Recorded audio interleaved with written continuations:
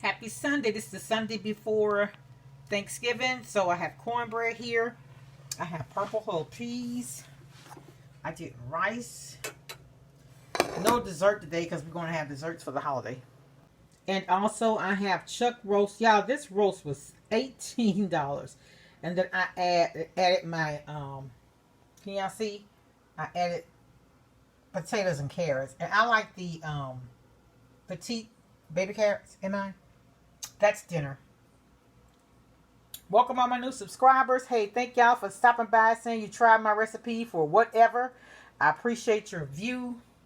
It's all love over here. Make someone smile. Much love. Bye. Anywhere you go.